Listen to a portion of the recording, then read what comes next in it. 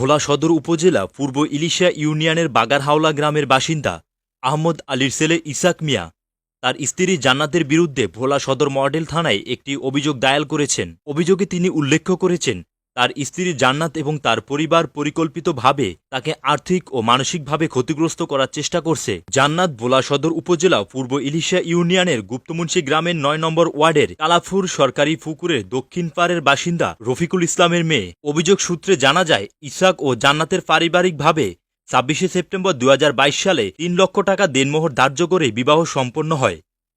তবে বিয়ের আগ থেকেই জান্নাতের পরিবারের পূর্ব পরিকল্পনা ছিল তার স্বামীর সঙ্গে সংসার না করে তাকে আদালতে যৌতুক ও নারী নির্যাতনের মামলা জড়িয়ে দেনমোহরের টাকা আদায় করার। বিয়ের অনুষ্ঠানে দুই পরিবারের সম্মতিতে ১.৫ লক্ষ টাকা কাবিন নির্ধারিত হলেও এর মধ্যে ৭৫,০০০ টাকা উসুল হয়। কাবিননামায় দুই পক্ষের স্বাক্ষর নেওয়ার সময় পূর্ব পরিকল্পিতভাবে কাবিনের অঙ্কের জায়গা খালি রেখে দেওয়া হয়। এই কাজটি করেন জান্নাতের আপন মামতো বোনের জামাই কাজী মাওলানা নূর হোসেন ওরফে নীরব কাজী। বিয়ের পরে ইসাকের অজান্তেই সেই খালি জায়গায় ৩ লক্ষ টাকা লিখে কাবিন সম্পন্ন করেন তিনি। আমার নিজস্ব কাজই আছে। তারপরে হিয়ানে কথাবার্তি সেটা সেট হয়েছে ১.৫ লাখ টাকা কামিন, ২ লাখ টাকা চাইছে ভাঙ্গা চুরিয়া ১.৫ লাখ টাকা কামিন হয়েছে।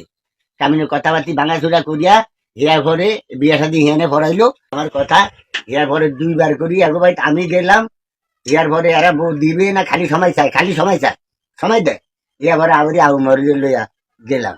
এরা হিয়ার দিন আইয়া বললো হ্যাঁ এই মাইয়া সাইয়া দেওয়া কোনো কথাবার্তি নাই, খালি সময় দেয়, খালি সময় দেয়। আগে পরে কথা হয়েছে ১.৫ লক্ষ টাকা কামিয়ে। তারপরে আমরা বলছিলাম ইলিশিয়ানা হোমিওপ্যাথির কাজের কথা বলছিলাম।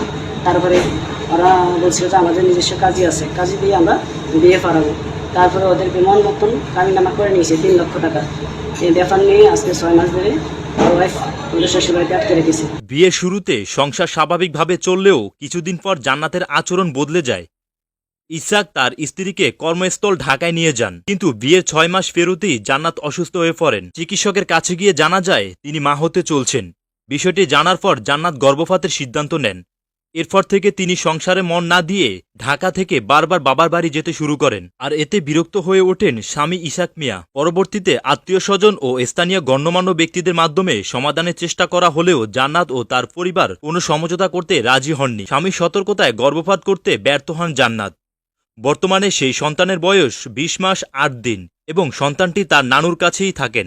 এখানেই শেষ নয়, সংসার চলাকালে ইসাক একদিন তার স্ত্রী মোবাইল চেক করে দেখেন সেখানে জান্নাতের পরপুরুষের সঙ্গে ছবি তোলা আছে। বিষয়টি নিয়ে কথা বলতে গেলে জান্নাত কোনো জবাব না দিয়ে বিভিন্ন অজুহাত দেখিয়ে বাবার বাড়ি চলে যান।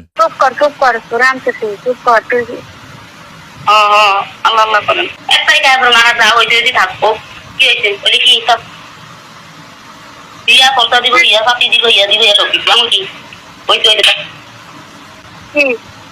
ওই যে অসুস্থ কলতা দিব, পাতি দিব, যা দিব হেয়ার ইয়া দিব কথা আমি কি আমাদের সমস্যা নেই।